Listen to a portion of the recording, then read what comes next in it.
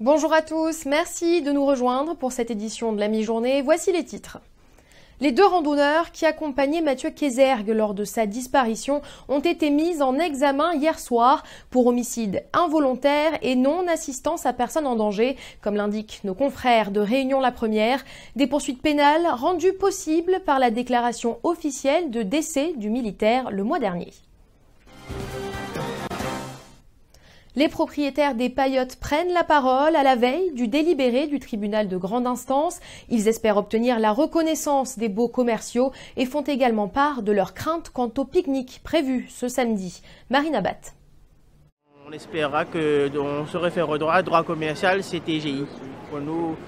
On est confiant, sinon on va pas gagner, on va pas perdre. Quand on est regardé dans le militantisme, c'est toute vie comme ça. C'est pas 2 ans à la veille des élections.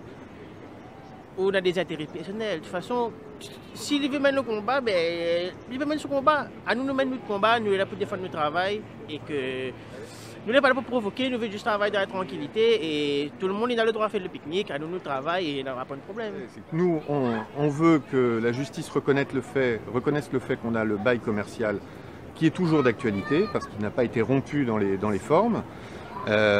Et partant de là, soit nous sommes maintenus dans notre droit à exploiter les restaurants, soit la mairie et les pouvoirs publics en général continuent de vouloir nous faire démonter, et auquel cas, effectivement, ça doit se faire avec une indemnité de départ. C'est la procédure normale de rupture d'un bail commercial. Mais on attend le jugement définitif et on se défendra jusqu'au bout. On est un peu inquiet malgré tout, parce que la dernière fois qu'un rassemblement de cette nature a été organisé, on a vu ce que ça a donné. Il y a quelques énergumènes qui se sont mêlés à cette manifestation, dont le collectif est resté solidaire par la suite, je vous le rappelle, qui sont venus insulter les clients, casser du matériel. Donc on est quand même un peu vigilant, mais on espère que tout sera dans le cadre. Oui, parce qu'on a des papiers officiels signés de l'État, de la mairie. On a des promesses, on n'a pas des promesses, on a des engagements des pouvoirs publics pour un recul. Si on n'est pas encore derrière, c'est parce qu'ils n'ont pas mené le dossier au bout. Et ce n'est pas nous qui conduisons le projet.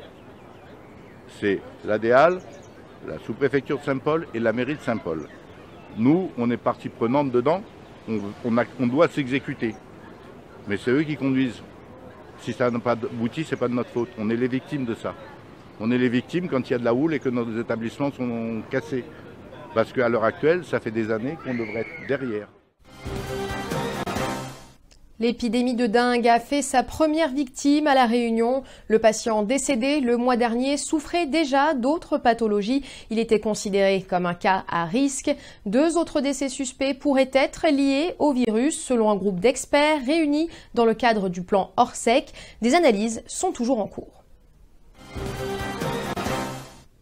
Dernier jour de visite ministérielle pour Stéphane Travert. Le ministre de l'Agriculture et de l'Alimentation s'est rendu ce matin sur une exploitation de volailles dans les Hauts de la chaloupe Saint-Leu. Il a également pu découvrir la filière bovine locale.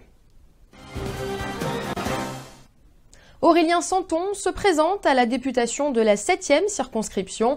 Des élections législatives partielles doivent y être organisées suite à la destitution de Thierry Robert. Le militant associatif très actif dans les actions de solidarité précise qu'il part sans étiquette. C'est la fin de cette édition. Merci de l'avoir suivi. Toute l'information est à retrouver sur info974.com. Je vous donne rendez-vous à 18 h. À tout à l'heure.